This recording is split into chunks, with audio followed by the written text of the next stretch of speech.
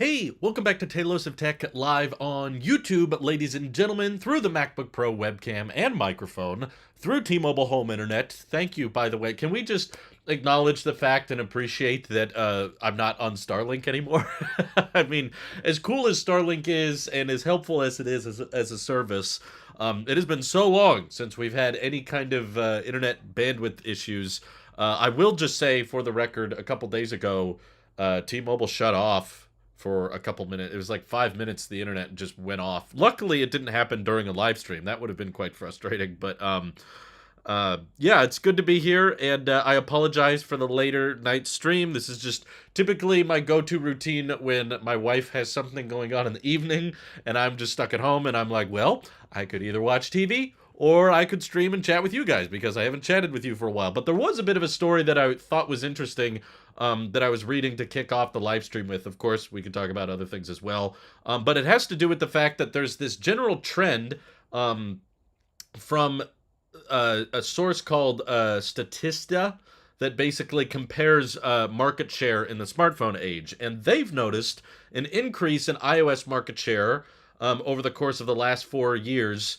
It's increased 6%, whereas Android has dropped, I think, close to 8%, basically. I don't know what is in between, what people are not on iOS or Android. Let me know in the comments if you're not using either. But somehow that's still being documented in some case. I guess there's some different OSs in different countries, maybe. But yeah, for the most part, iOS has been on the up and up slowly over time. I mean, it's not like a very consistent trend. It goes back and forth depending on the year. But I think it says something about how, in my view, like, there's something tempting about iOS that brings more people overall, because now looking at market share is probably more interesting because we're probably reaching our max capacity of total max addressable market, right? Like, everybody who wants to buy a smartphone has bought one. Anybody who hasn't bought a smartphone yet is probably not going to anytime soon. And now we have a more established market of smartphone buyers, with sales plateauing and people holding on to their phones longer and longer these days. So finding out that there's still people switching back and forth, just like Crazy Tech says here, just switch to Android, switch the whole ecosystem. Galaxy Watch 4, Galaxy Buds Live, and S21 FE. Okay, well, you're telling me how you switch it. You got to tell us how it's going. Please, Crazy Tech, tell us. Like, do you prefer this? Is it working better for you? Joey, hey, thanks for tuning in. I appreciate it as well. It's only gotten weirder, that's for sure. Glad it's not using center stage. Yes, Julian, I'll be honest, center stage was getting kind of annoying, especially for the sit-down live streams or podcasts where I just need the webcam to stay on me. So I wish that center stage was more accurate with its tracking, but the fact that we don't have it means I don't have to worry about that. I can just move the laptop, right? Whoa! This is so much cheaper than the studio display. I'll just move the laptop everywhere. I still have an Android, but I'm compelled to buy an iPhone as my next phone. See, this is what's interesting to me, is that there's still people that, like, can't pick one, because I know a lot of people that are just like, all of my life has been backed by Google's ecosystem. That's what I'm used to. That's what I'm comfortable with, and that's just always what they're going to buy. And then same thing on iOS. There's some people that are just like, no, I'm so embedded. I've got so much iMessage and so much Apple ecosystem benefits. I would never consider switching just because it would be such a headache. And I know for a fact that 5, 10, 20 years from now, I'll still be able to upgrade to another iPhone, and the transition process will go pretty easy. But it'll be interesting if the market share is influenced by the fact that Apple has now allowed the launch of move to Android on the iOS App Store, which for the longest time I thought Apple would just ban it because they would say, oh, well, for privacy concerns, we're not going to enable an app on our App Store that makes it easy for people to switch to a superior product. But they finally allowed for that to go on iOS, which was kind of funny. But yeah, there's been a move to iOS app on Android for a long time. I don't know why I can't find it, but I was reading about it. Maybe Apple buries it in settings as much as they can. But I was reading about it the other day, of just like they had finally enabled that app. The Switch was a lot of work, but I'm happy with how much I've got for a lower price than Apple. Well, that's good. I'm glad you're enjoying it. It's crazy that Apple puts such a huge price gap on features like 120 hertz, always on display, health tracking monitors, noise cancellation.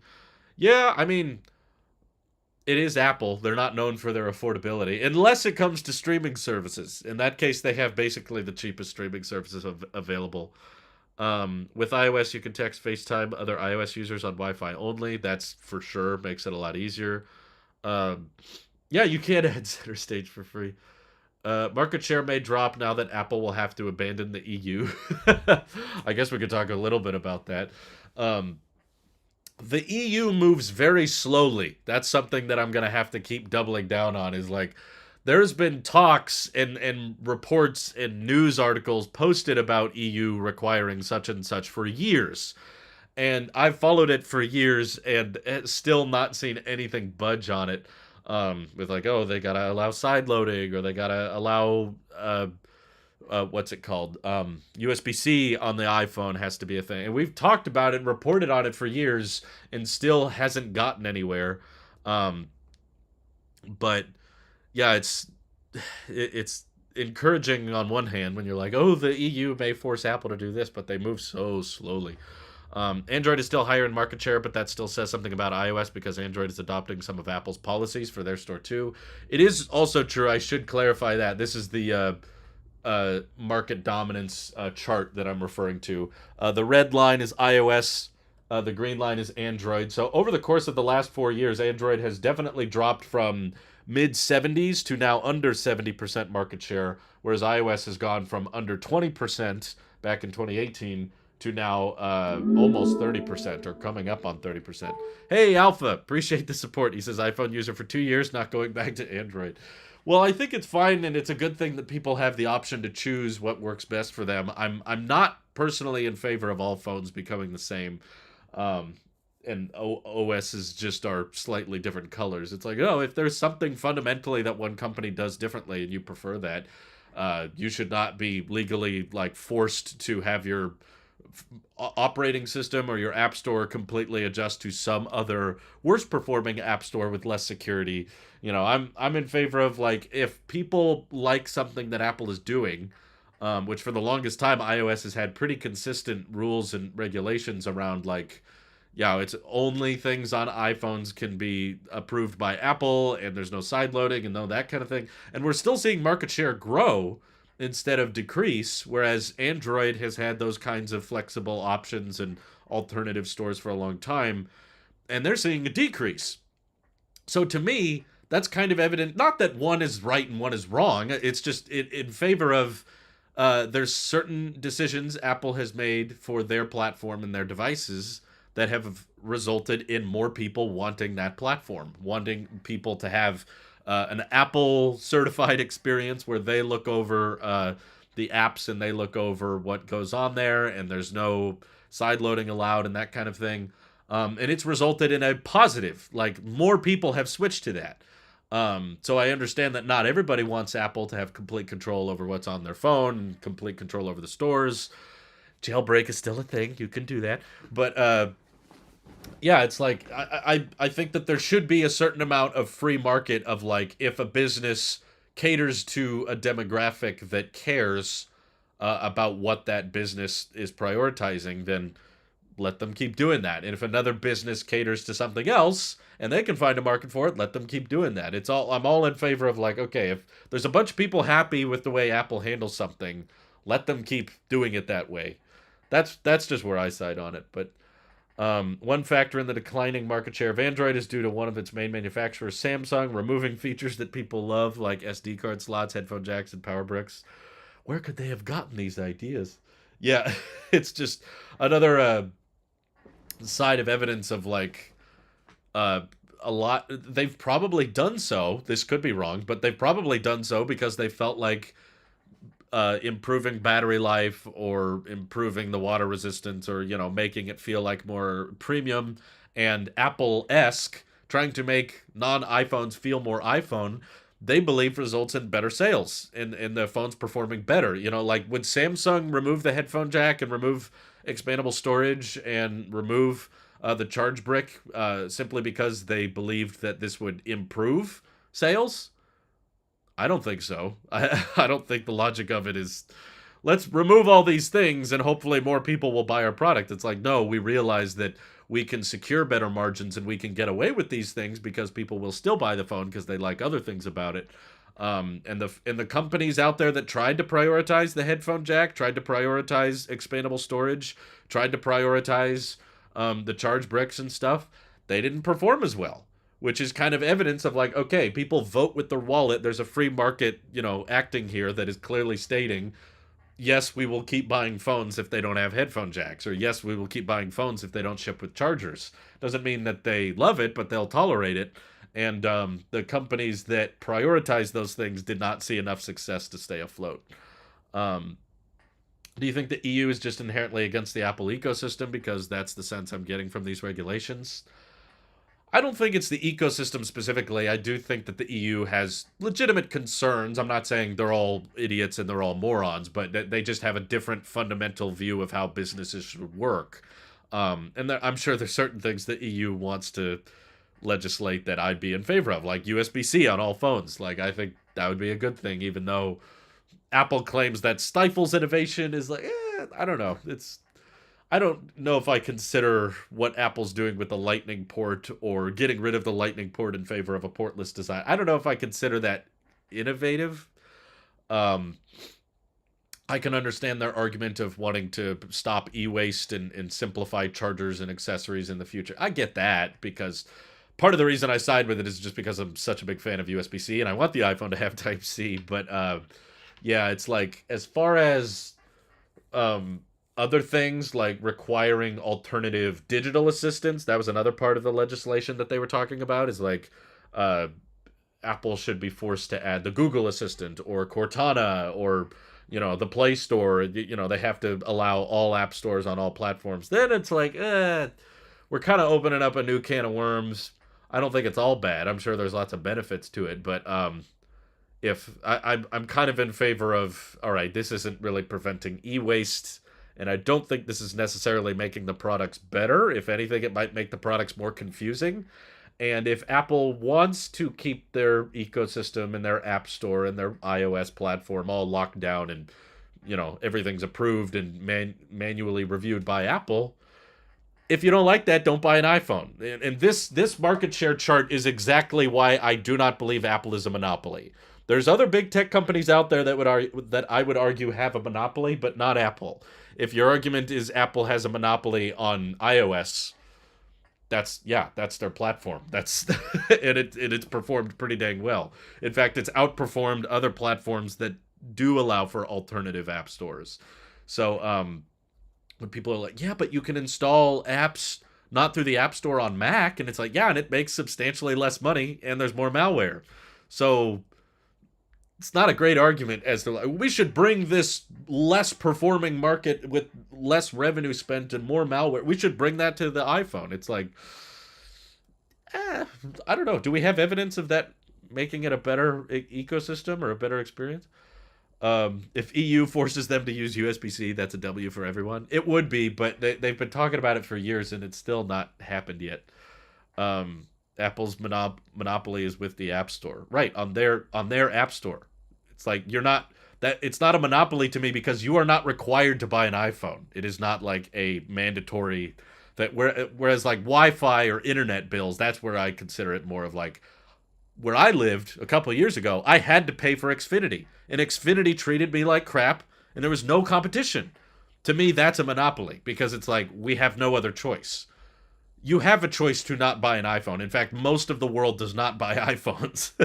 Sure, there's advantages by going with an iPhone, but just like there's lockdown apps and certain things that you can't do on an iPhone, there's some disadvantages. This is what we call, competition. One product does something one way, another product does something another way. And what we have here, thanks to Statista, is proof that Apple has done something a certain way, and that has resulted in growing market share. As in, Apple has, a monopoly on their own store. It's like saying Netflix has a monopoly on Netflix content, or Walmart has a monopoly on all Walmart locations. It's not that Walmart is the only, that you cannot shop at Walmart. The problem is there's going to make services that compete with another service. You're the default, I suppose. But yeah, again, we're not close to monopoly. Is when you basically don't have a choice, in my view, or the other choices are so. That's where I would say YouTube has a monopoly. There's almost nothing competing with YouTube. Google with Google search, that's far more closer to a monopoly, is like how much control Google has over the search engine. And what search engine comes anywhere close to the usage of Google search? Like we don't really consider that a monopoly these days, but honestly it has a far higher market share than iOS does. iOS is sitting at almost 30% market share. Google search is like 95% market share. It's crazy. Let's see. One monopoly is definitely Meta. They own both Facebook and Instagram, which are almost the same. I wasn't going to say so much on social media, though that's a great point. But Meta has, in my opinion, close to a monopoly, or is far close, getting there on texting. The most popular messaging app in the entire United States, it's not iMessage. Um, it's it's Facebook Messenger. That's the most common one. I was reading a chart about this recently. And then outside of the United States, the most popular messaging app by far is WhatsApp, also owned by Meta. So basically, in every market, Meta owns the most popular messaging service. Um, you don't have to use YouTube, like you said, but that's where the money is. You don't have to use iOS, but that's where the money is. Right, but guess where I am? I'm not saying the federal government has to. You're watching this on YouTube because I've accepted I'm the team player. YouTube is actually a great example for this because I've accepted those terms. I've tried to move outside of YouTube and I don't get nearly as much pay or as many people willing to watch. It's the same exact thing. It's like if you want your audience to be brought to the masses and you want to have better CPMs and you want to have free hosting, you come to YouTube. Yes, technically there are other websites, but it's the same thing with the iOS App Store and Android. I accepted I'm the team player. I'm not complaining to the federal government that they need to break up YouTube and YouTube needs to allow, I don't know, like lower the everyone complains about Apple's App Store cut being 30%. YouTube takes 45, but because of the free hosting and because of what you get out of it, um, I say it's worth it. It's worth the 45% cut, and I don't think that's unfair for what YouTube offers and the audiences they put my content in front of. The fact that I can open up my laptop here, open OBS, and click a few buttons, and boom, I'm live streaming to over 100 people, reading your guys' questions, and I get to do all of this for free. And I get to address and have ad revenue applied to my videos automatically. I don't have to go hunting down advertisers or sponsors and that kind of thing. That's worth the cut. Yeah, let's go to Mixer. Remember that? So in that way, I say the fact that there's more money being spent on the iOS App Store, yes, you're correct, more money is spent there, is because Apple has made a marketplace and Apple has made a platform that people are comfortable spending their money on.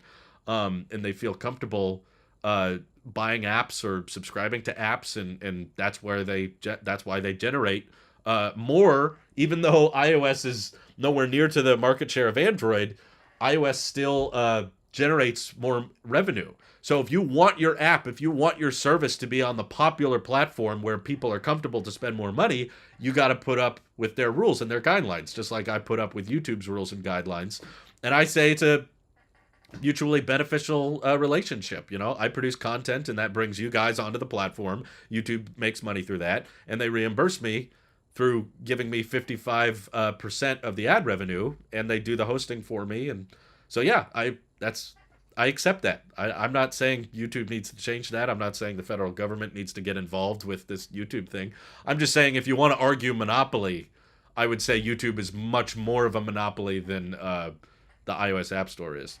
Like the market percentage of content that gets posted on YouTube versus other sites is substantially higher than that of the content or the revenue generated by the iOS App Store versus the Android Play Store, that kind of thing. Um, Apple has monopoly because of iPads. Those charts don't take iPads into account, so that's where they're more than Android because tablets for Android don't exist in mass. I don't even think tablets are nothing compared to smartphone sales. There's like, I think 10 or 15 smartphones per tablet.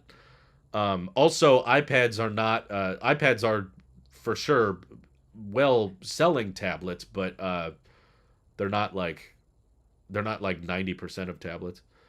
Um, Sup, Jose? Welcome. The issue with antitrust. Oh, Cody is a lawyer here. Cool. Is how you define a monopoly. Saying that Apple has a monopoly on iOS is absurd and arbitrary, but every other definition is also arbitrary. That's the problem. Is I guess that debate is coming to fruition. People are. That's cool that we have a lawyer watching. Wow.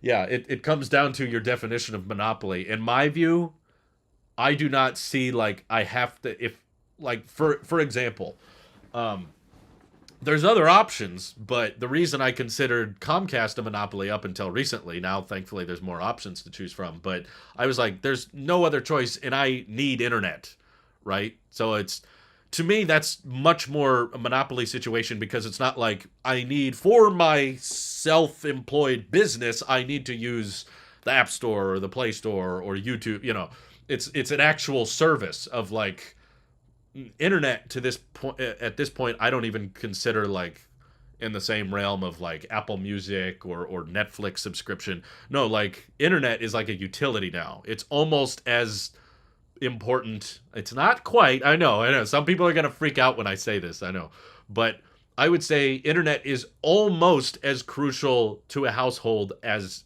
having water and power. I know this because if you have a house that doesn't have internet access to it, the usefulness and the enjoyment level of that house goes substantially down.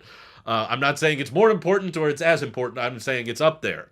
It's like the few things you want to have in your house are like, water, power, and then maybe after that is like air conditioning, but some people live with barely any of that. And then under air conditioning is probably internet service. Because if you can't communicate with people nearby, if you don't have signal or reception from your phone, if you don't have any kind of internet, the value of that house or the interest in that household goes way, way down.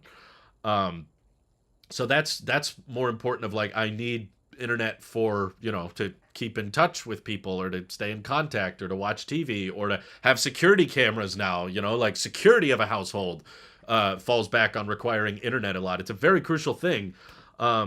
Okay, good. Some people agree with me on this. They're saying internet has definitely become a utility in the eyes of many. For me, it absolutely is. It's like if I found a really great house, like if I was in the market for a house and I was looking at prices and stuff, and I was like, wow, this house is a really good deal. It's got all the bedrooms I want and all that. But I found out, oh, there's no internet available here. You can't have, cellular and you can't have Wi-Fi. I would be like, oh, I don't think I want to live here. Like the value of it would go way, way down if I was like, well, so you're saying I can't have internet? Luckily, we have Starlink now, so that type of scenario goes away. But it proves my point of like Xfinity was much more of a service even for non-entrepreneurial tasks. The argument we're making with the iOS App Store and with YouTube and that kind of thing is like, I need this service for my business, and it's like, a lot of these businesses did not exist 10, 15 years ago because there wasn't an iOS app store that long ago. Um, you go back just a couple decades, there was no app developer full-time business, maybe for computers and stuff, but as far as like smartphone apps and that kind of thing, you were on your own out there. If you were a software engineer, you were hoping to get hired by one of the big guys. And hopefully one of the big guys could handle all those things. And of course, they pay you a salary. But now we've gotten to the stage of basically anybody who knows how to use Xcode and has a computer can write a useful app. Have you guys heard the story of the guy who created Wordle? That's an amazing story, but it says a lot about how like so much has changed in the self-employed, self-business route of like we went from hoping to get hired by a business and trying to find distributors who would take a reasonable cut and that kind of thing. And now someone can just make a game for their friend or for their wife and just throw it up on the App Store and suddenly they can make millions of dollars. And yeah, Apple takes a cut of that, but it's like that kind of business did not exist. Same with YouTube. You could not just start filming videos, upload them to some website and expect a paycheck to show up. That was not a thing 2 decades ago. Now there's thousands and thousands and probably millions at this point. There's probably millions of people making a career out of this. So because it's never been easier to be self-employed and to start up your own brand and your own business, just like I did. I didn't have to do anything crazy. Um, the services in charge want a cut of that, absolutely, because of how much work that goes into that infrastructure. Thank you for the super chat, Ben. He says, when an internet outage happens, it's scary to realize how dependent we are to it. If internet goes away, we lose everything. It is very true. Yeah, if you ever do experience an outage and you're in an area without cell service or Wi-Fi. Thank you for the super chat, though, but that's a great point. I have thought a lot about how dependent we are on the grid. Not just internet, but yeah, like the grid as well. Like almost more so, definitely more so than internet. When the power goes out, society falls apart within a matter of hours. It's incredible. Like the stoplights start freaking out and refrigerators aren't working, so your food gets spoiled. And if grocery stores don't have power, then a bunch of food goes bad. Like, it would not take much, honestly, for us to all fall apart. If you just shut off the power for a month, we'd be so screwed. Everything would fall apart. And it's fairly similar with internet. My livelihood and my job would be definitely messed up if we just had no Wi-Fi or cellular, which is why I'm grateful for redundancy. If T-Mobile home internet freaks out, I can hopefully fall back on my phone's cellular, even though it's using the same towers. But that's what's interesting is, like, little side tangent here. When T-Mobile home internet crashed the other day, it was off for like 5 minutes. My wife noticed it. She was like, hey, what's going on with the Wi-Fi? And I was like, yeah, I checked it. The little beacon behind me, it said no signal. I switched. The annoying thing was I was in the middle of uploading a tech video that you guys probably already saw. And the upload was at 99%. There was 7 seconds left. 7 seconds until the video was done uploading, and then the Wi-Fi shut off. And I was like, come on. It was only 7 seconds away. So luckily what I could do is I switched my MacBook to my iPhone personal hotspot, and then the personal hotspot completed the upload. But what I was thinking about that was kind of confusing is the fact that T-Mobile home internet is using the nearest T-Mobile tower, and I have Mint Mobile on my phone, which is using T-Mobile towers. So it's got to have been a problem with the beacon. At first I thought it had overheated, but it was definitely not hot. It was a cold morning, and it was not in the sun. It was just sitting on my desk like it is just right now. But yeah, it's bizarre that, like, okay, the beacon freaks out sometimes. I wish I don't know if it's installing a firmware update in the background and it needed to shut off or something. But if it's got a firmware update, I wish it would do it at like midnight, not like in the middle of the day. So I'm guessing it was some kind of glitch or issue with the hardware, because clearly the T-Mobile tower was still working because my phone worked. Okay, Ein Andor says, why do people always think a monopoly is that a company is just big and other companies are smaller? It's about the only choice, not there is just much of it. Exactly. That's literally in the definition of term monopoly, is that you have no other choice. And there's certainly something to be had of, like, okay, that's like Cody mentioned earlier. Okay, wait, Cody said something here, and he's a lawyer, so I'm... Normally, you got to pay money to hear from lawyers, so I'm excited to know that there's one in the chat. Cody says, in the 90s, Windows was basically a monopoly. It was just Windows and a dying Mac. Now we have iOS, macOS, Chrome OS, Android, and Windows. The Microsoft case wouldn't fly today. Yeah, I also think Windows market share was like over 90% or something like that. YouTube can't be a monopoly because you can upload to other sites. If you have an iPhone, you can only download apps from the App Store. That's a monopoly. Okay, but if you want to be a content creator and upload edited videos and monetize them, you basically... most TikTokers could not monetize TikTok enough, and that's why they came to YouTube. Same thing happened with Vine. And Twitch is like a completely different thing, but it's like you're saying if you have an iPhone. And that's like me saying if you want to be a YouTuber, you have to upload to YouTube. So they have... That's basically what you're saying. It's like, if you force yourself to use YouTube, then YouTube has all the power. It's like, yeah, it's the same thing. If you want to have a mobile app that's available to both parties, yeah, you can do it on iOS. But the concept that 30% is unreasonable or too high or higher than anybody else is not true. That 30% was applauded when they announced it. And honestly, when you look at most revenue cuts from grocery stores and other software services and businesses, 30% is very standard. That's very typical. YouTuber has to be on YouTube or he is not a YouTuber. That's true. It's in the name. Same thing with the iOS App Store. You're saying if I want to be on the iOS App Store, you have to be on the iOS app. you know, that's like Cody said. Oh, sorry, I already read that. Um, I love how Alpha is just like TikTok in general is just trash. Most popular video streaming site. He's like garbage, all of it. I hate it. You don't have to buy an iPhone. That's the thing. That's like me saying you don't have to be a YouTuber. It's like, yeah, Twitch is owned by Amazon, luckily, not Google. Um, quite what I meant. It's pretty similar. It's pretty dang similar in my view. So it's an arbitrary definition of monopoly, but it's worth mentioning that like Comcast is not the only internet service provider. However, where I live, that's where it's more likely monopoly, and I think that the definition is a lot more applicable because it's a situation where you don't have a choice.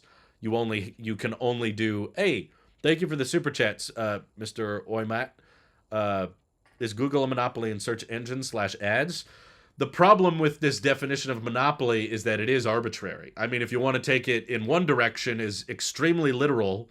TikTok is garbage. I don't use it, but I know a ton of people that do, and I know that TikTok has surpassed YouTube in watch time, so it says a lot about how popular it is. But okay, let's talk about definitions here for a second. If you want to take monopoly very literally, that would imply that it's the only business available in that field. So if that's your definition, Google is not a monopoly because there are other search engines, there are other browsers out there. You have the choice pretty much on any device to use DuckDuckGo. You can use Yahoo search. I don't know who does that, but it's an option. But if you're just talking about market share and popularity, which is what most people are doing with iOS, because most people acknowledge the iOS App Store is not the only app store, and the iPhone is not the only phone, right? So if you're trying to keep the literal definition of monopoly, then no, Google is not a monopoly, and neither is Apple. So where all of the debating and arguments come from is where we draw the line in this arbitrary realm of definition, as in, is Google a monopoly because they are 95% of search results, or because they are well over 60% of all browsers?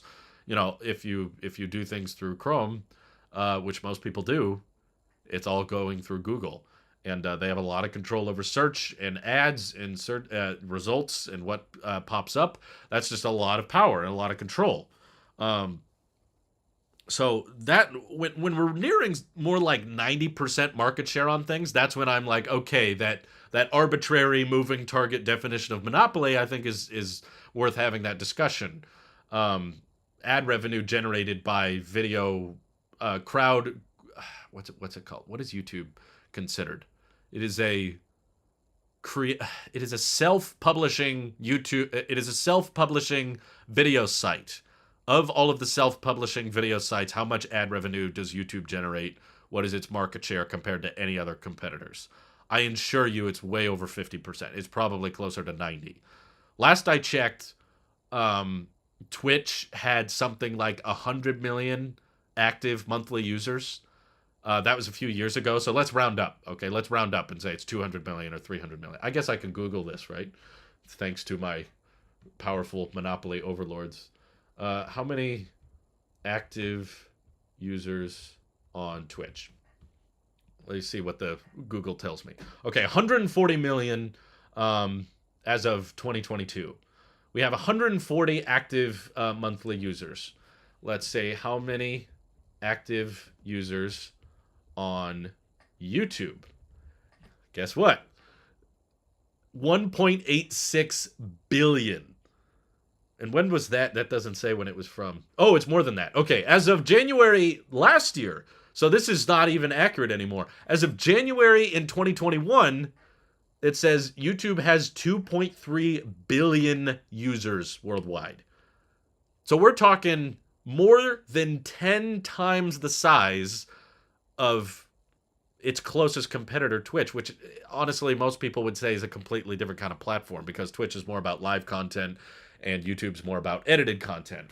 But can you think of an alternative to YouTube that's close in size? Probably TikTok is the closest thing, but we've got the same dilemma of, well, it's not really the same, and monetizing content is very very difficult on TikTok, and you make pennies on the dollar compared to YouTube. Like, as much as we complain about it, YouTube has very clear and very obvious and transparent ways of like, here's how you get monetized and here are your CPMs. And unfortunately, TikTok is not that transparent. It's not like, oh, you got to have this many followers or you got to get this much watch time. It's like, we'll kind of reach out to you if we're interested. And they, as YouTube has already shown with their shorts poll pool, is that you have to. The whole process of payouts on TikTok is more complicated because the way content is discovered is completely different from YouTube. That's a third of the Earth's population. Yeah, yeah. No, it's insane how popular it is because it's not just a one country thing. There's so many. Um, yeah, there's a stat right here that's saying YouTube has over 122 million active users daily. So 2 billion total, but 2 billion monthly active users, but on a daily basis there is over 120 million people. So basically the monthly activity of Twitch is the daily activity of YouTube. So if you want to talk about monopoly or, iOS having too much power, is like, I think it's a lot more evenly spread on iOS versus Android than it is YouTube versus anything else. um yeah, it's not about punishing, it's about supporting an alternative. That's what I'm in favor of because I don't think it's a good idea that the government forces every platform or every company to all come up with the exact same product. Because then we lose a lot of choice. And if a company wants to design something that's more locked down and more closed up than closed off, then I say, okay, they can do that. And if I don't like it, then I won't buy their product. That's the whole point of competition. Um, why do we insist on punishing a successful company because their business model is working? That's like saying Steph Curry is cheating because he's good at shooting three-pointer. That's true. There's a delicate balance there, but I do agree that I think Apple is an easy punching bag because once you start looking into the numbers and market share and analytics, is like, okay, I don't really think Apple is in a monopoly by any form. um they've just made a product and a service that people really really enjoy. Like, you telling me that people have to buy iPhones or they don't have a choice to not buy an iPhone is like, I know tons of people that don't buy iPhones and they love the fact that they don't have iPhones. The people will brag about the fact that they got an Android for way cheaper that can do this much. And Android's the more common product. Just looking at the market share at the beginning of the stream is like, okay, over 50% of the world is on Android. So acting like Apple is a monopoly because they have control over their app store, I don't know. To me, that's not where I draw the line. Maybe some people draw the line there. And they're like, oh, everybody should be able to access the iPhone, even if they don't want to abide by what Apple recommends and what Apple has succeeded with, which is having one app store and everything vetted through them. If you don't like it, don't buy the iPhone. And just because you don't like it doesn't mean the government needs to step in and force it, in my view. Apple's very easy to pick on because they're extremely successful. They're basically the most valuable company in the world. They're incredibly profitable. They've created hardware and software that people really, really enjoy and people buy into every year. And sure, it's shifting. The business is moving away from hardware and they're trying to push more software. But they've just had such a successful coming of age story. In the grand scheme of the country, Apple is still relatively new. They were founded 40 years ago, or a little bit more than 40 years ago, and they went from this startup company in a garage to now like multi-trillion dollar market cap. And so a lot of people see that profitability and they see their earnings and they're just like, hey, something must be wrong if a company is doing that well. if a company is that profitable, something's wrong. and we need to stop it. And I don't think that's necessarily always the case.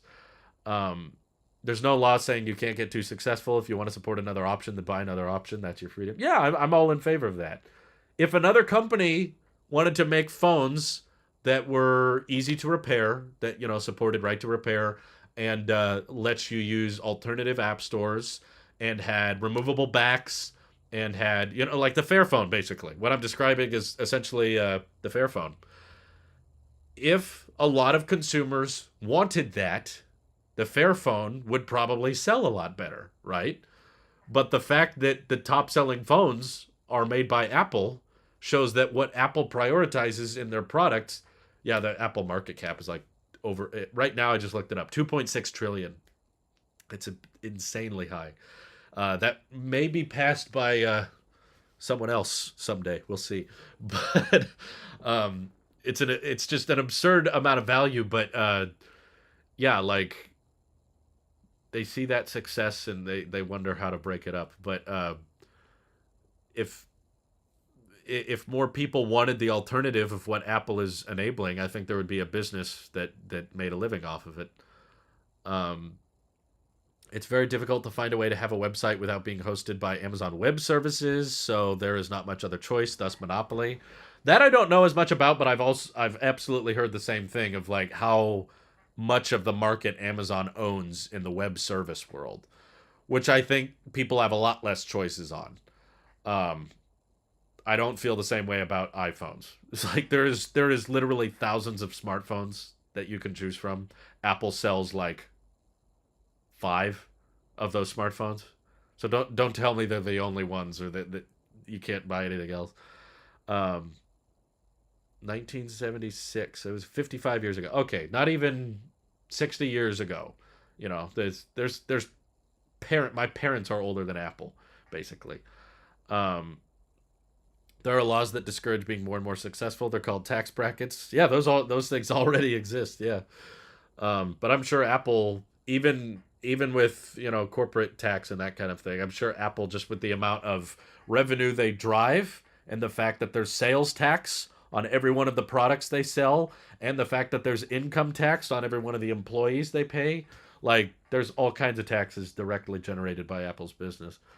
Um, 1976, 46 years ago. I'm not doing the math off the top of my head. I'm sorry. Um, let's see. Drew has a monopoly on the entire Tailosive network. That's true. I do. That's not true, actually. Mike is working on movie reviews, so there you go. The nature of a monopoly, as stated by Drew, is that there is no other choice to support. I think something like Amazon Web Service or Google AdSense is more of a monopoly than Apple. Right. Because I mean, geo describing situations like internet service, I think, is a lot easier to become a monopoly and fit a reasonable definition, because obviously Xfinity is not the only internet provider. There are more companies than Xfinity providing internet. But at least where I lived, there was no other choice. Like AT&T was more expensive and slower. So that's also qualifies for the monopoly. Is like, okay, there's no meaningful competition. It's not like I have options by having either Xfinity or AT&T, which will give me less than 1 megabit down. Literally, I checked AT&T and they were like, for $100 a month, we'll give you 700 kilobits per second. It's like, okay, that's not an option. That's not an alternative. Um, but again, there's vague lines, because it's like, okay, you don't have to upload content to YouTube. You could go to TikTok or Twitch, but then the revenue would not be the same and the business model would be totally different. So that's true. Nick and Randy also invade the monopoly status on the podcast. By the way, all the revenue on the podcast is split evenly. Nick, Randy, and me, we all get equal shares of the tech podcast, and Mike, Randy, Nick, and me all get equal shares of the EV podcast. So it's not like I have a higher share than they do or something. Um, Interestingly enough, Google was founded in 1998 and has a market cap of 1.7 trillion. It seems like big tech is just growing incredibly fast. Well, we're in the information age, in the age of the internet, and how quickly knowledge and data and services can spread now. Yeah, we've just seen companies blow up incredibly quickly.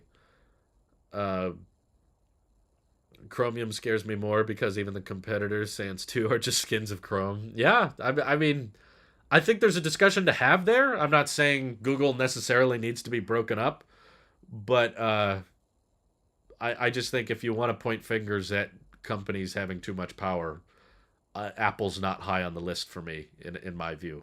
Apple has a lot of influence, and they have a lot of revenue and they have a very large fan base, but are they by any means controlling like entire platforms? It's like not really. Um, they control their own platforms, which I understand why. You would want your platform to be stable and reliable and people can count on it. Do podcasts pull more revenue from YouTube or all other podcasting apps combined?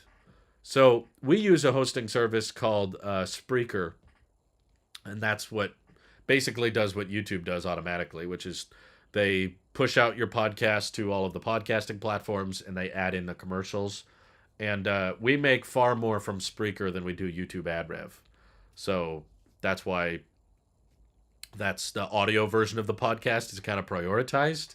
We're okay with having a YouTube option, especially for people who pay for YouTube Premium. If you're a YouTube Premium subscriber, again, this is us acting as the team player. We're not going to try to break apart from YouTube. We're just going to try to play for YouTube's team, which is that with Premium, you can watch the podcast ad free, whereas it's a lot more difficult to do that for the audio version of the podcast. But that's also why I've started doing my tech videos you can find on, and these live streams. All my content is also available on Apple Podcasts, basically. Even my short form tech videos are available on Apple Podcasts because it's like, yeah, the CPMs are pretty good there, and the hosting is free because we made a deal with Spreaker when they were starting up. So they kind of grandfathered us into this old plan, which we're very happy about. Okay, Almost Smart says, I work for Google. I just switched to the iPhone mini after 9 years of Android. I had the Pixel 1 through 6. I can't believe what I've been missing. I just wish you could use YouTube Advanced with the iPhone. That's interesting. We have Google employees trying the mini iPhones now. That's awesome. Yeah, I mean, I'm impressed that Google has even got the Pixel to 6 generations, honestly. With the amount of things Google has canned over the years, it's amazing that they haven't given up yet. Like, I thought the Nexus was amazing. I like the Nexus 6P, but they gave up on the Nexus series. It's impressive that they haven't given up on the Pixel, but I still hear a lot of complaints about Pixel software. I use Spreaker to host my podcast too, except I don't make anything. Well, you got to start somewhere. We didn't make anything for like the first 2 years of podcasting. Marngel says, Google and Facebook are larger monopolies than Apple, but Apple should still get scrutiny for the amount of power they have. They can easily crush small businesses with a single policy change. That's monopoly power, in my opinion. Yeah, I mean, they can also, I think that they've made far more businesses than they've killed, is what I'm saying. Like, the biggest, I don't know what App Store policy you're talking about that they've just been like, nope, we're not going to allow this, and now this business went under.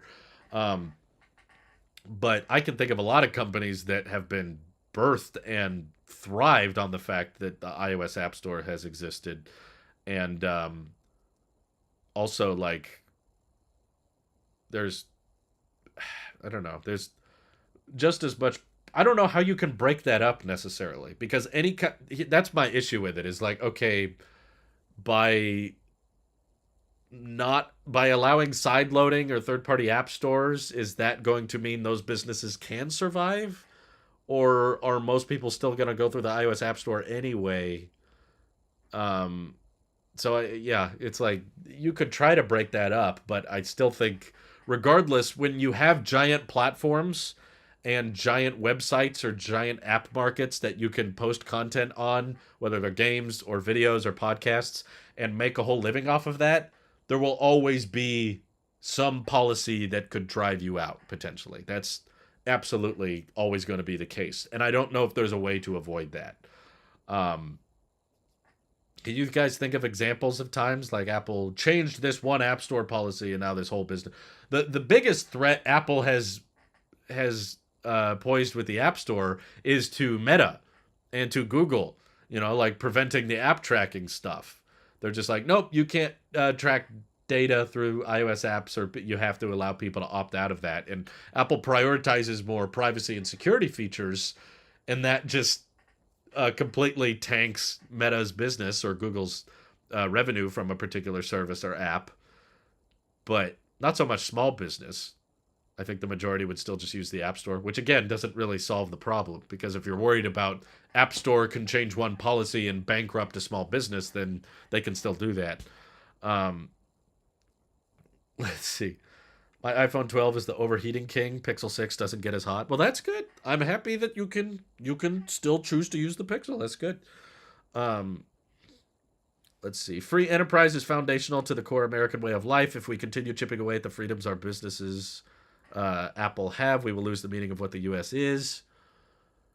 I mean, I get wanting to support uh, businesses, and if they're successful, that's great. And I understand why there's a discussion going on around what to do when a tech company gets that powerful and that big.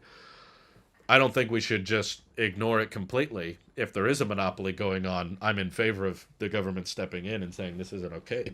Excuse me. Particularly when a monopoly is abusing their power. Um, I just don't think Apple fits that personally.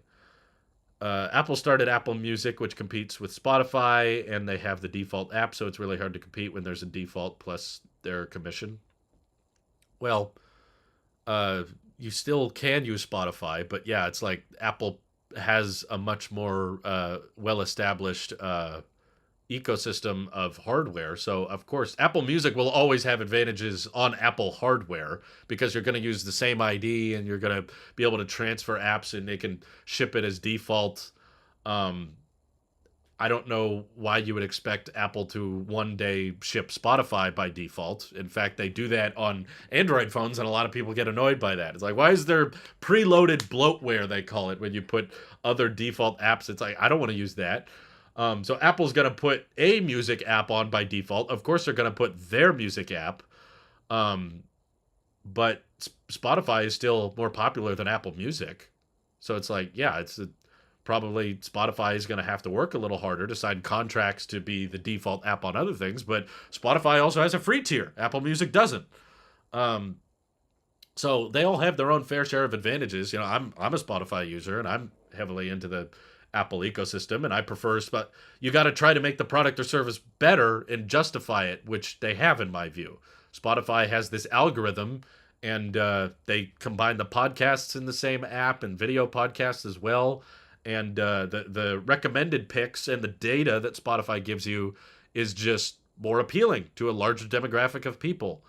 So they perform at higher volume than Apple Music does.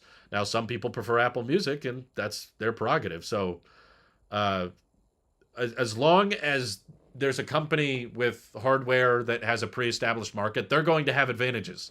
In the same way, Disney Plus is going to have a ton of advantages over Netflix because Disney has a tremendously large back catalog of content, and they've been around for much, much longer than Netflix has.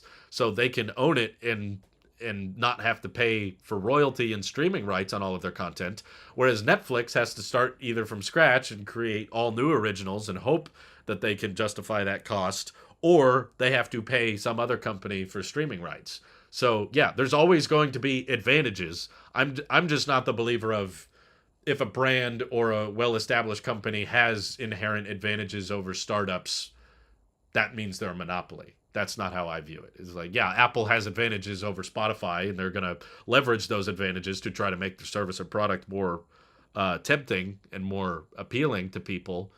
But I don't think that means they're anti-competitive or they're a monopoly.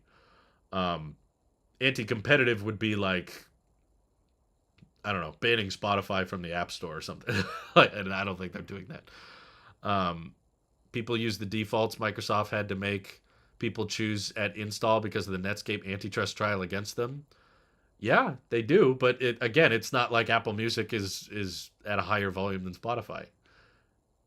So it's like Spotify was integrated into the music app back when I was on Samsung. Never visited that tab. There you go. And you've got Amazon Music, and you've got Pandora, and you've got there's other options. Um, Rated to have the happiest level of employees, and I like supporting that. That's good. On one hand, you can have Spotify rating for happy employees. On the other hand, Apple Music pays artists more. Spotify has been known for not paying artists with as competitive CPMs as Apple Music. So do you want to support the artist more? Or do you want to support the company more? It goes back and forth.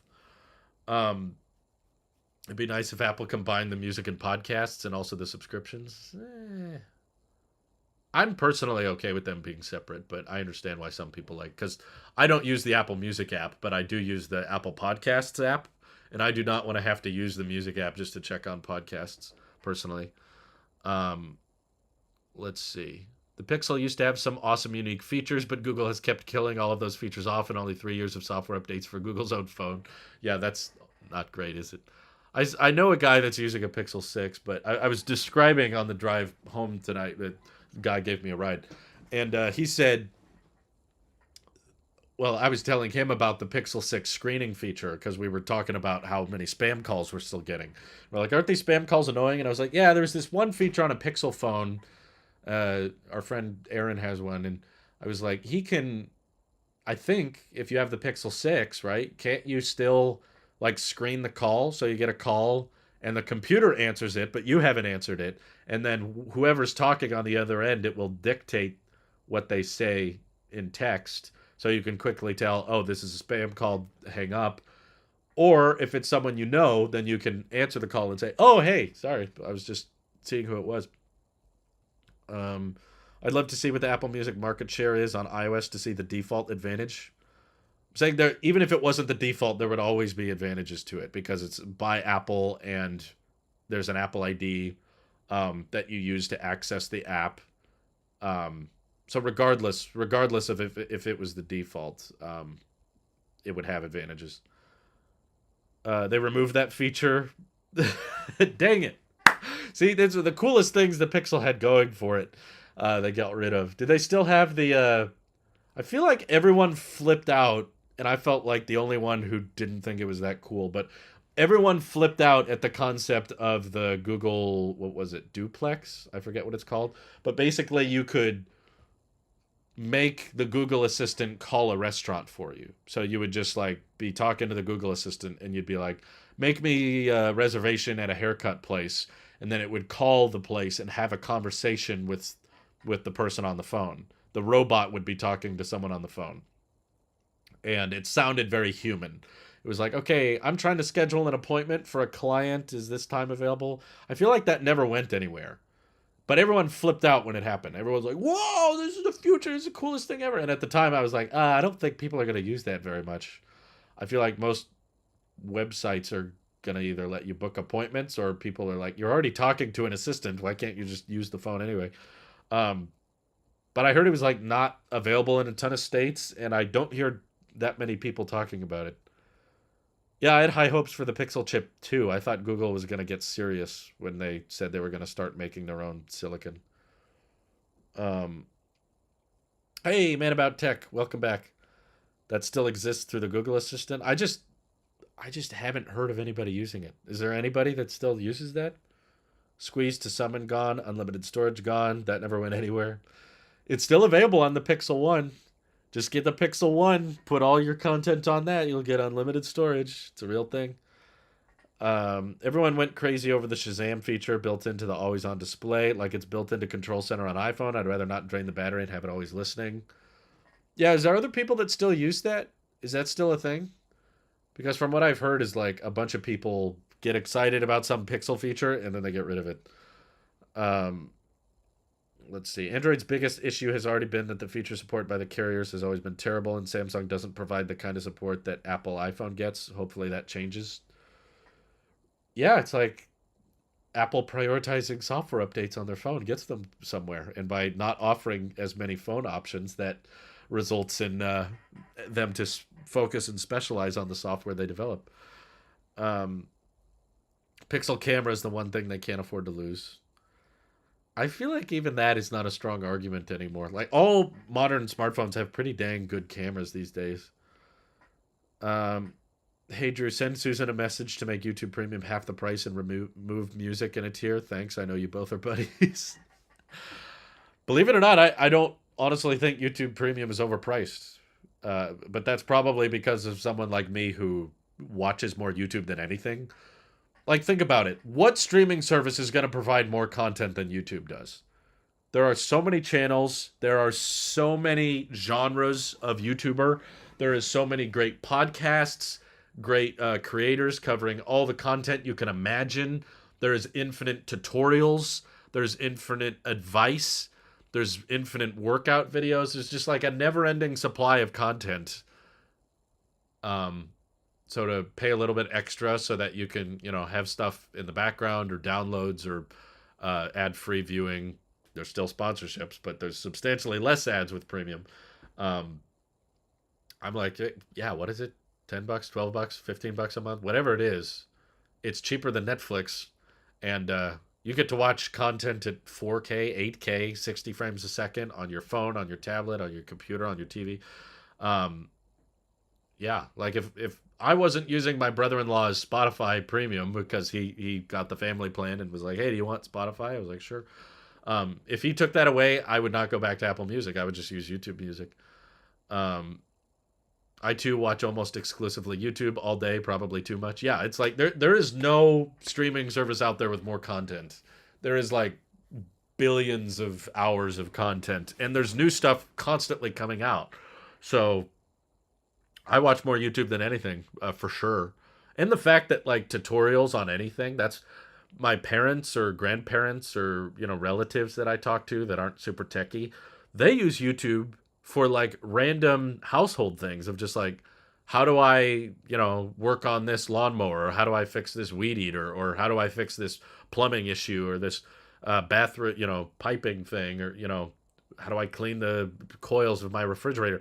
There's all of these tutorials that you can just look up anything about any product and you will probably find the answer on YouTube of someone walking you through it within a somewhat reasonable amount of time. Like, what other service can offer that for free too? On top of that, so it's like, yeah, to chip in a few extra bucks just to get rid of the ads and uh, make more of my YouTube time worth it by not having to sit through commercials. I'm not a huge fan of YouTube Music, but it gets the job done. And I'm definitely paying for premium. They've got a lifelong subscriber on their hands. I feel fairly confident. I'm cutting down on iCloud. We're about to jump down to the 50 gig plan. We used to be on the 2 terabyte plan. We've been downloading our files and trying to downgrade our iCloud storage because we want to save a couple bucks a month.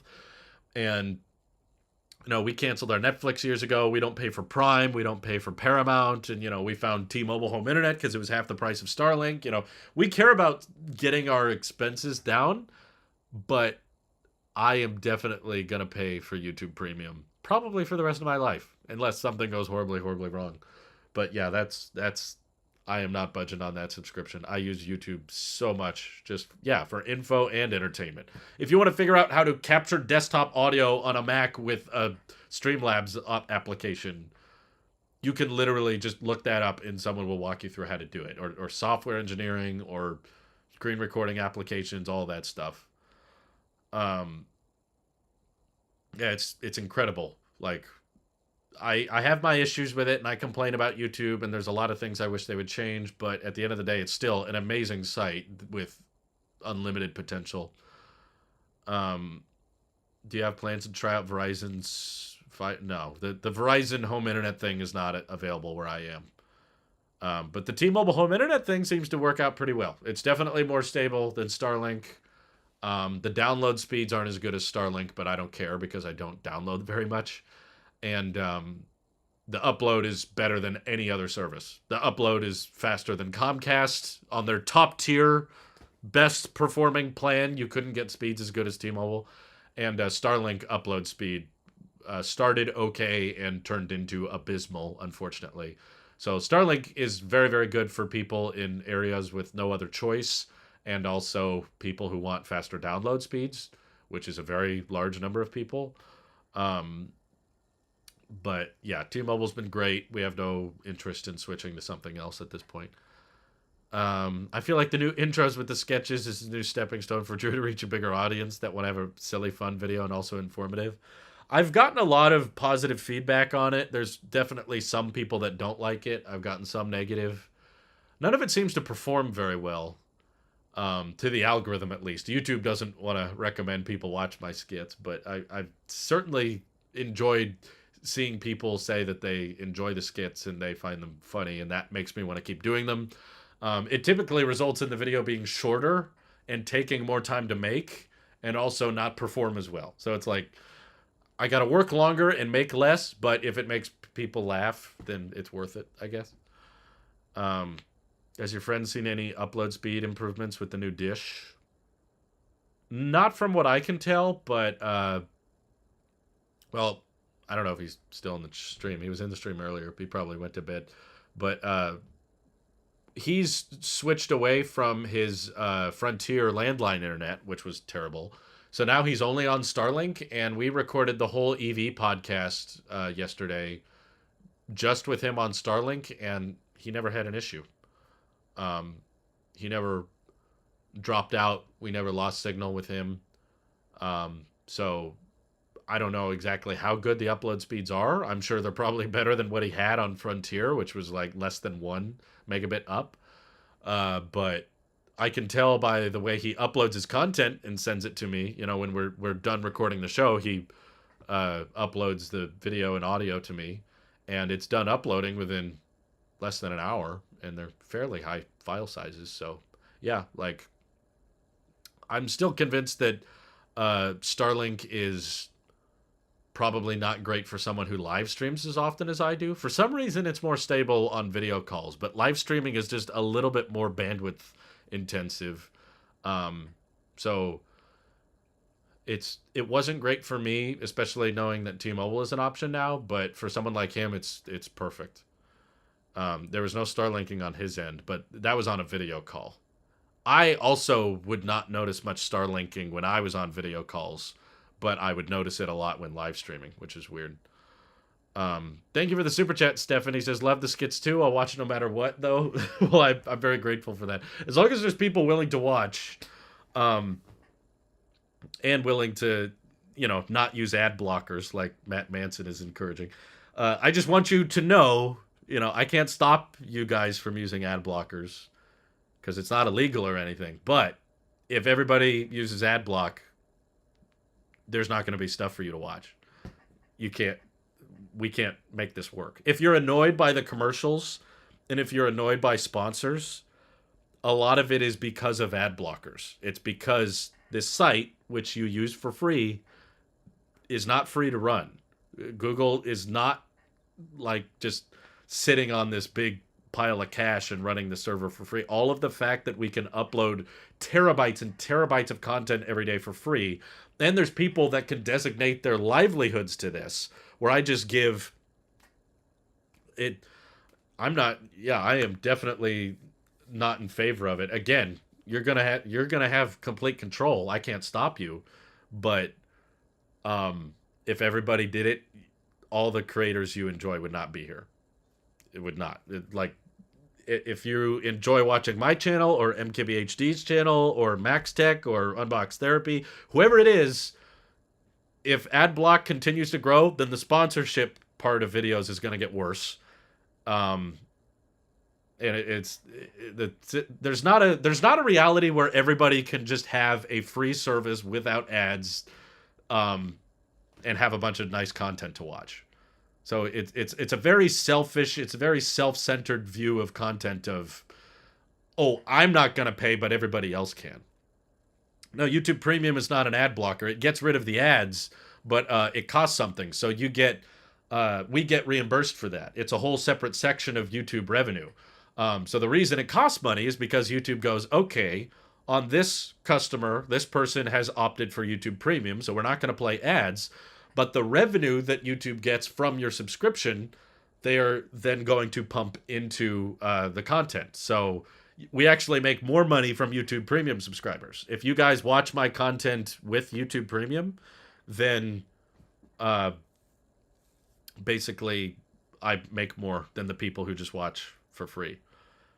Do you get a fixed amount of money for tech for each premium member watching? Well, I definitely get paid more depending on how much you watch.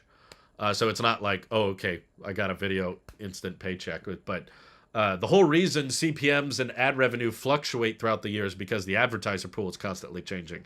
So at one point of the year, usually around December, there's a lot of money being spent on advertising. And then around in January goes way, way, way down. So even though we have the same watch time, the revenue is a lot lower in January. Whereas YouTube Premium is fixed. It's the same price every month, which means that whether you watch us in January, July, or December, we're getting a fixed pay from those viewers. So it's a good thing. Like all YouTubers would make more if everybody subscribed to YouTube Premium, whereas YouTube wouldn't exist if everyone used AdBlock.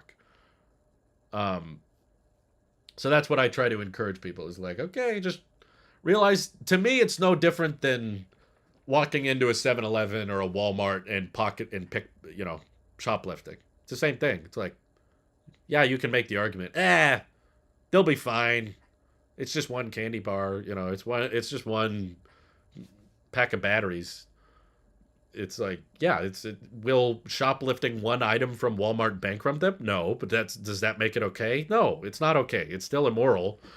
Um, and I get that ads are annoying. Don't get me wrong. I hate commercials, and that's why I pay for premiums because I don't like them. But I still understand that they are a necessary evil for something to be free, and I understand that running this service and providing content for you guys to watch is not a free thing.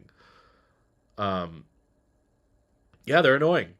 I'm not saying that I enjoy watching ads, but I'm not saying that at the same time that doesn't mean it's okay to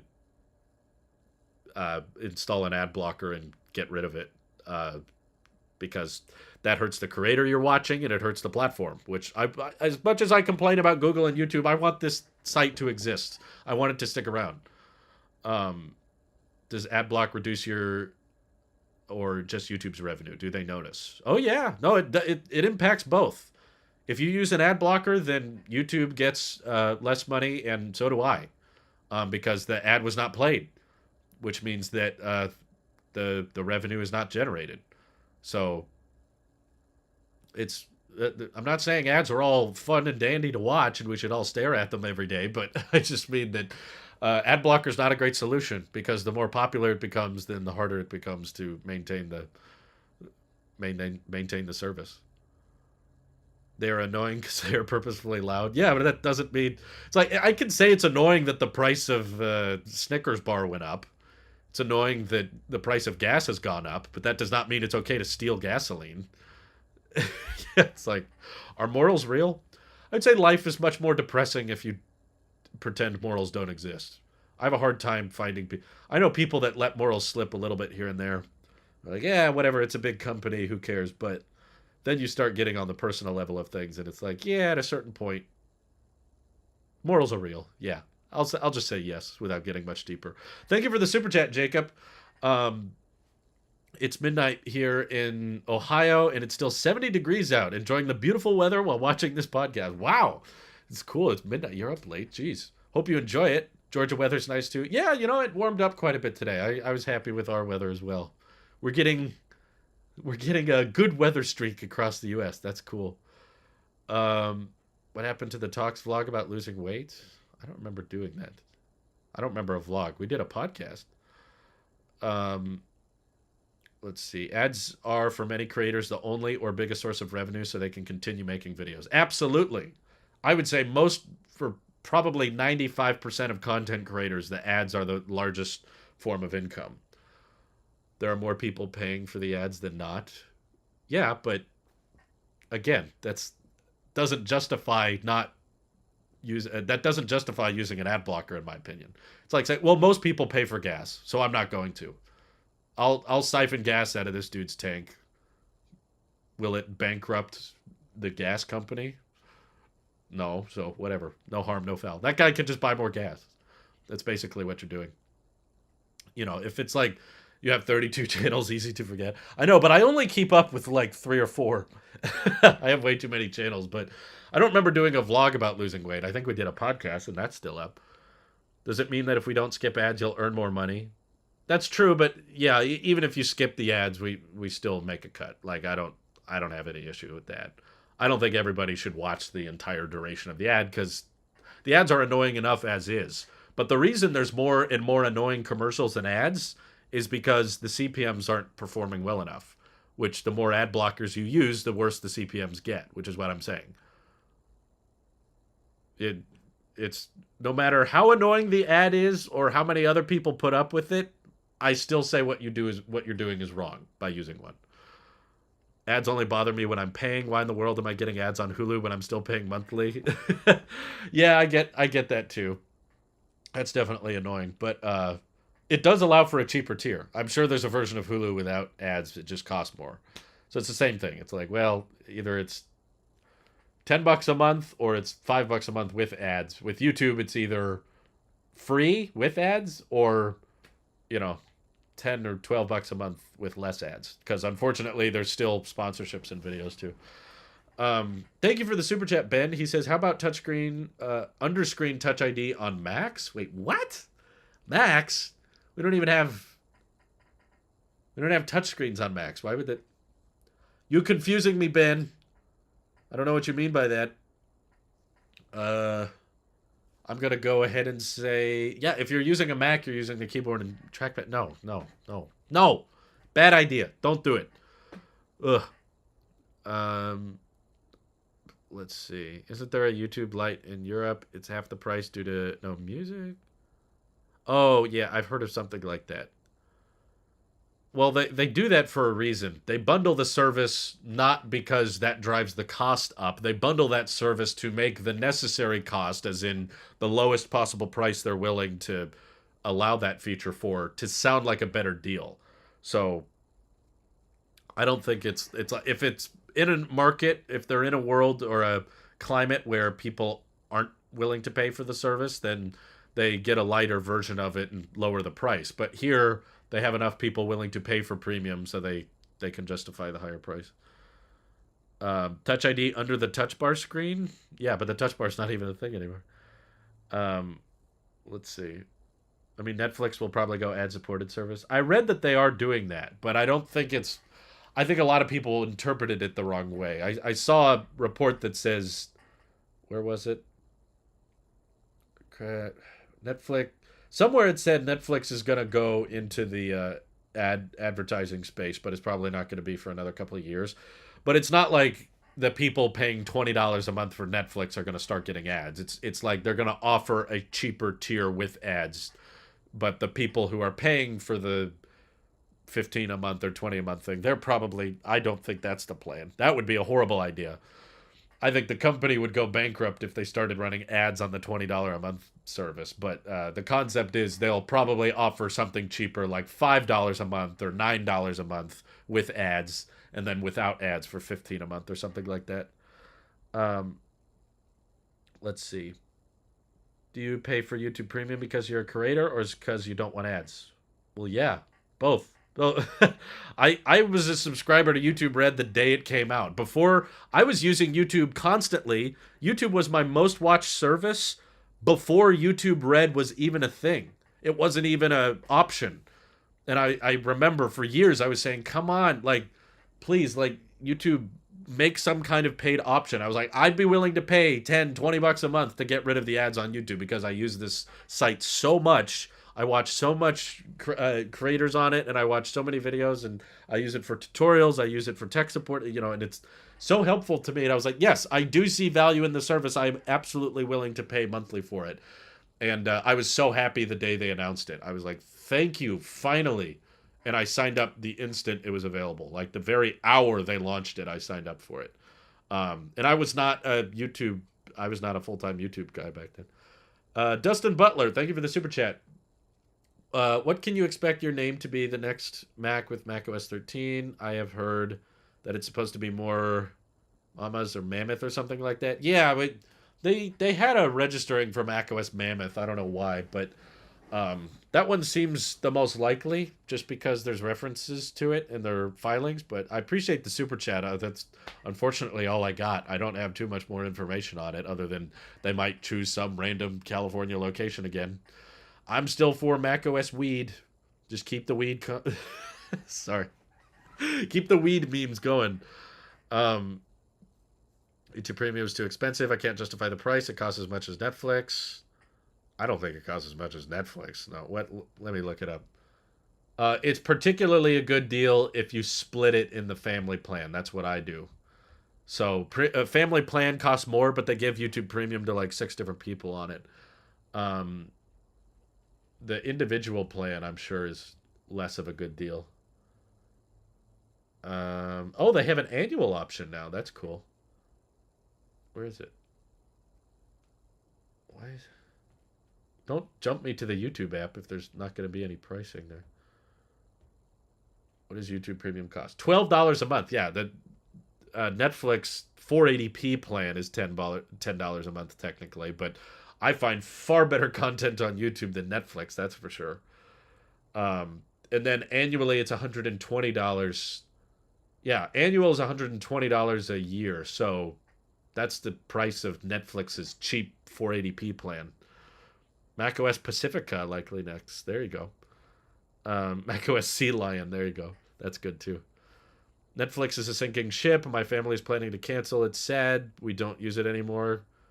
They used to be on top. They are still on top. They're losing people and the stock is tanking, but there is still one of the most popular subscriptions in the world. They dropped 200,000 customers and they're expecting to drop another 2 million this quarter. But I don't think they're going anywhere.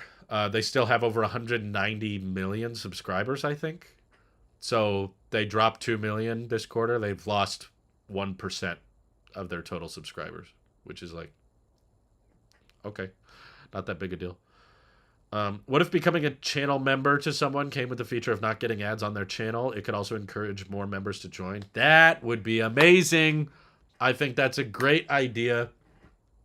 It would probably not be that cheap, though. I think the reason YouTube probably doesn't do that is because some channels cost more than others to maintain. Like, so offering ad-free viewing to certain channels, YouTube's going to miss out on a lot of revenue with that, especially if it's a channel that posts a lot.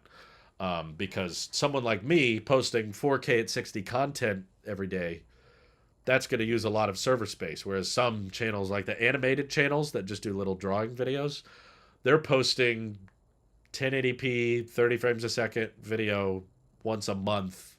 They're barely using anything on YouTube's end. So it wouldn't be like a fair cost. I think if they did offer it, they should probably let it be that they probably wouldn't let the content creator decide the price. Because YouTube does get a cut, and I think they should because of all the free hosting and all the back end maintenance they do to make this site work. They need a reasonable cut. And to make it fair, they should probably come up with a price and base it off of how often you upload, and they can kind of look at how your channel performs and say, okay, maybe I don't think it would be $2 a month or something, but maybe more like 5 or 6, like $5 or $6 a month, you get no ads on this channel, that kind of thing. Headshot expert says YouTube Premium for 18 a month for families is worth every penny compared to Netflix Premium at 20 a month. YouTube equals unlimited content. Netflix equals old crap. At least with the YouTube Premium family plan, that stretches across 6 different Google accounts, whereas Netflix only supports 4 screens at once.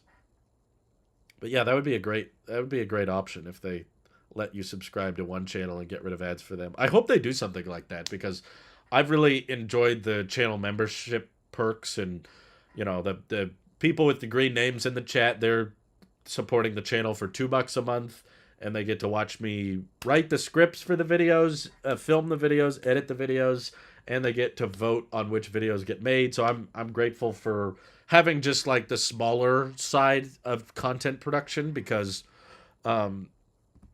like I enjoy doing these streams where there's like a bunch of people in the chat and I'm reading a bunch of different messages and that kind of thing, but it's also nice to just have a small personal stream sometimes where it's like less than 10 people.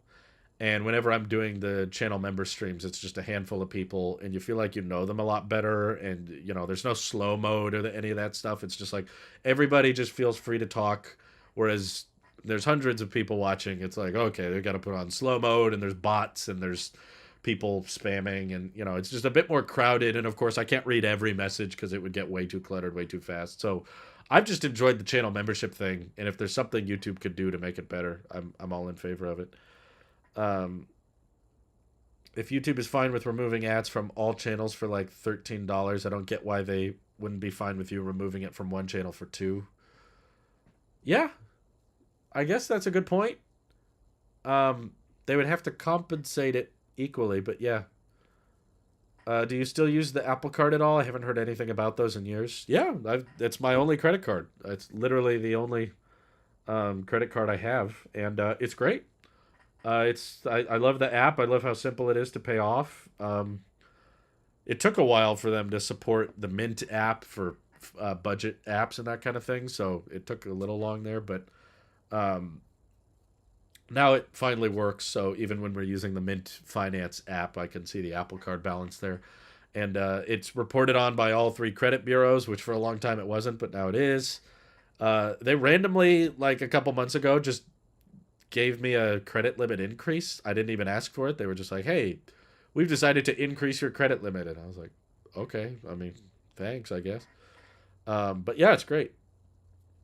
Member exclusive streams. What other benefits?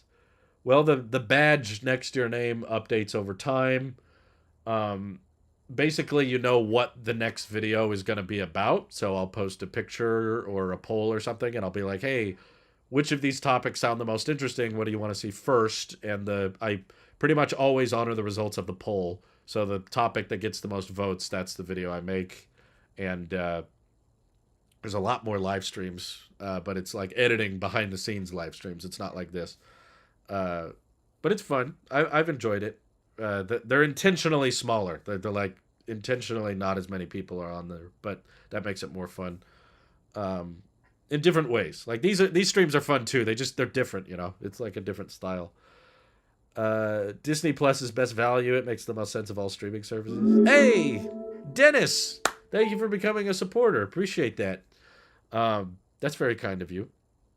I didn't mean for this to turn into an ad, but yeah, we were on the subject of YouTube and memberships, so I just thought I would let you guys know that the channel's been doing that for a while, and it's been pretty great. I've enjoyed it, and the super high, absurdly expensive membership tier will make you a moderator. Yeah, the blue named people who are members. That's true. There are a few. If you're willing to chip in enough, I'll give you moderator privileges, but if you abuse them, I will remove it. Credit limit increase is very beneficial to your credit. I don't want to go into detail, but everyone should. So to have high limit, even if you don't use more. The credit score thing is weird, dude. I occasionally check on my score, but it's all over the place. Like, I don't get why when you pay off your credit card, they lower your score. It's basically they like want you to accumulate debt, and then at the same time they're like at the same time they're like, "Oh, you paid off your credit card? Ugh, okay, we're lowering your score." It's like, what's the big deal? Come on. Whoa, Steve, thank you for supporting the channel directly. I appreciate that. Thank you. I'll see you guys in the next members only stream, hopefully. Apple Card isn't in my country. Do you think they'll expand? I've heard it's quite difficult to legally. It's not a software issue. It's like launching credit cards in other countries is just, you have to abide by all these different banking laws. And I don't think if Apple launched Apple Card in another country, the perks would be as good, which is a bit of a bummer. How much is the moderator tier for membership? I don't know. YouTube kept saying for me to make a higher tier. They were like, there were a couple people saying you should make a higher tier, and I was like, okay, well, if we offer a higher tier for channel members, I don't know what to offer. And the first thing, oh wow, why are so many people becoming members today? Thank you, Conrad, Mr. Foyston. That's very kind of you. So the badge changes all the time. Also, you get custom emojis in the chat. I forgot about that. So there's like custom Apple emojis and emojis of my face and that kind of thing. If you're on the phone, you just got to tap the first link in the description. Sorry, I know people don't like it when I talk about this. I'm not trying to. It's just people are asking.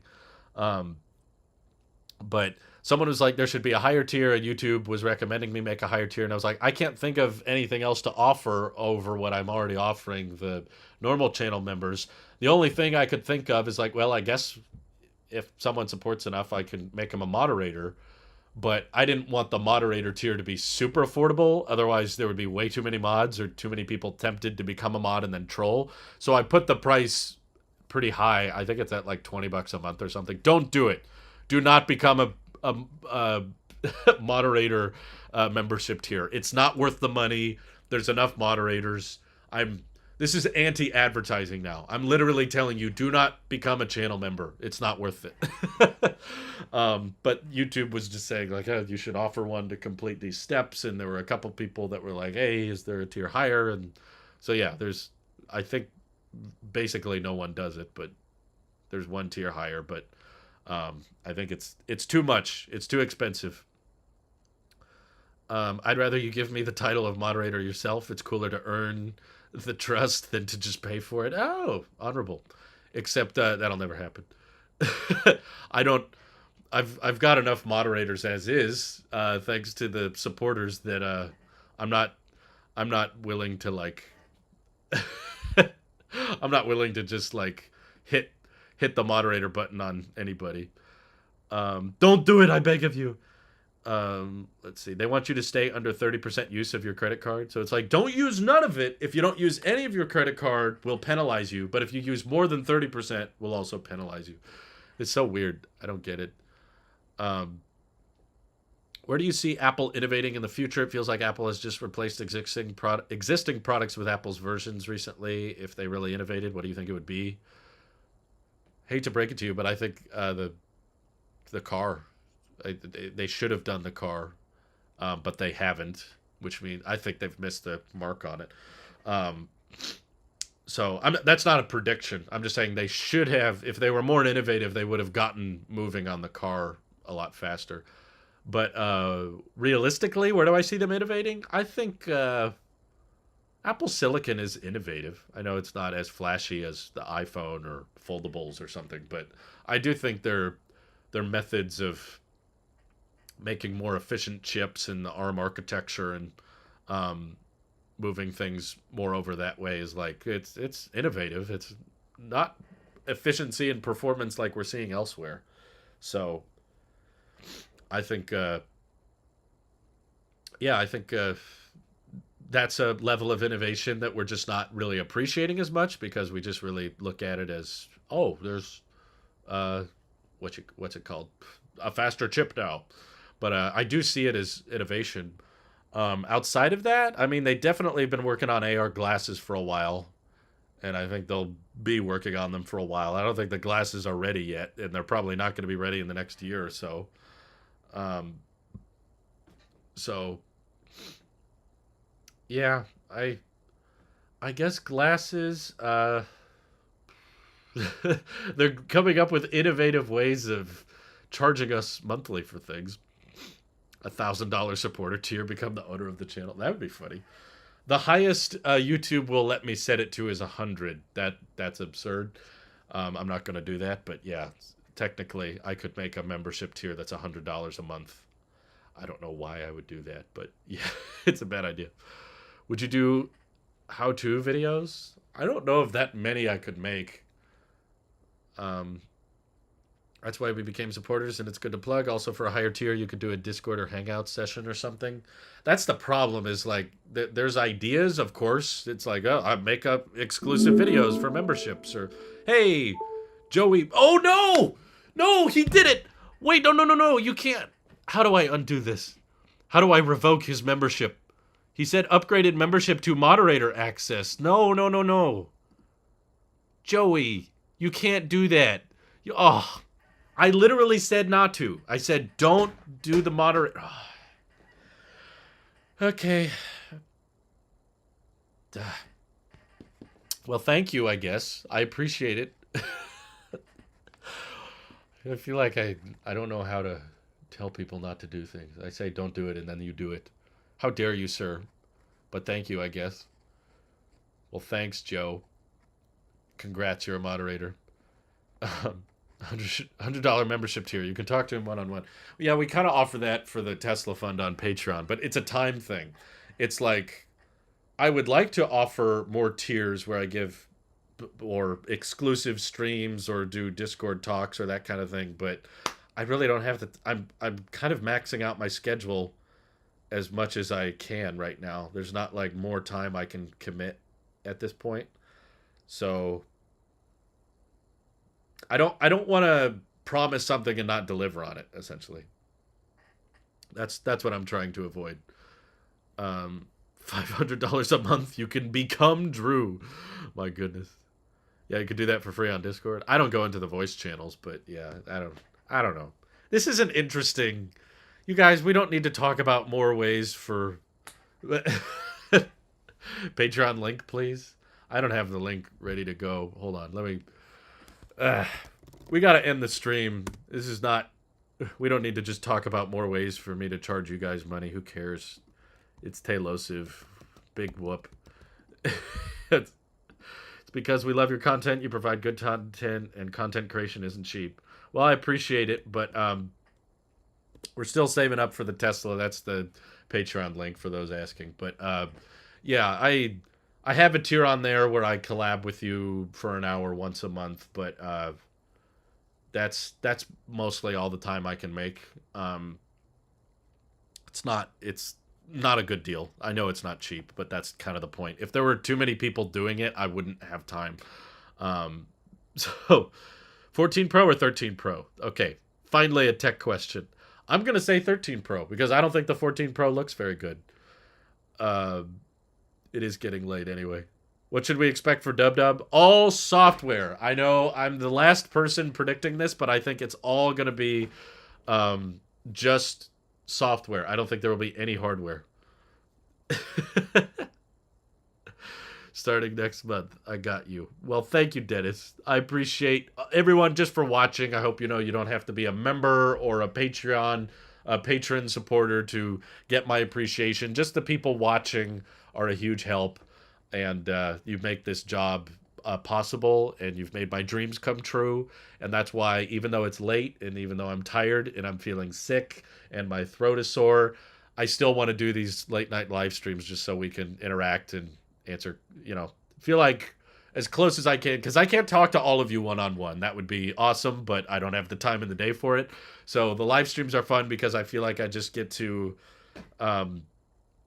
chat with as many of you as possible, and I'm happy that there's so many of you that are interested in the same things that I am, and I learn so much from you guys, and I hope it can also be mentioned that I appreciate those who disagree with me. It's not like I only appreciate those of you who have the same view as I do. Like, for the people that disagree and are willing to still watch the channel and comment their differences and where they differ on my opinion, that means a lot to me, and I truly appreciate it.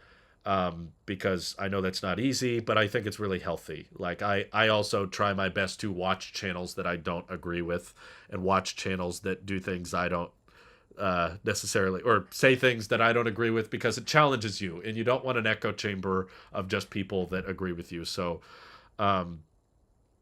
practically have a one. Yeah, if you become a channel member, the thing is, the reason I can make time for the editing streams is because I have to edit my videos regardless. So it's not really adding more time to my schedule, because whether I live stream it or not, I'm going to have to edit the content, which is why I figured it was a good perk to offer to the channel members, because it's like, you can come in there and there's usually less than 10 people. Yeah, healthy debate, like Joey said. Healthy debate are great things. And there's usually less than 10 people in those streams.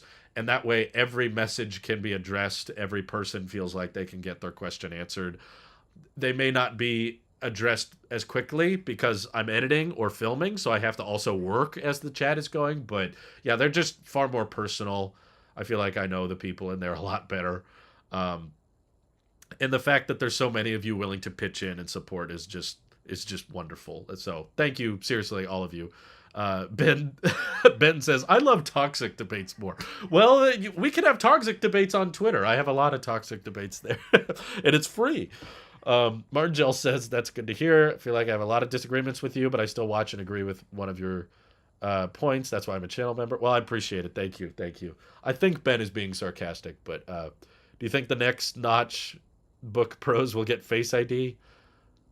I don't think so. I think they're actually going to end up keeping Touch ID for a long time. I don't think they can miniaturize the True Depth camera system. But anyway, I feel terrible. So I'm going to get going.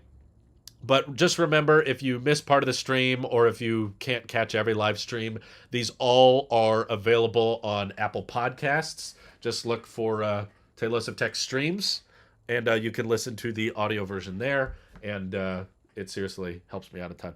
Thank you all. Have a good week, and I'll see you in a couple days. Bye-bye. Hopefully I can come back on Monday. I'm not sure if I think I'm getting sick, so hopefully I'll be feeling better in a couple days. Bye, everyone.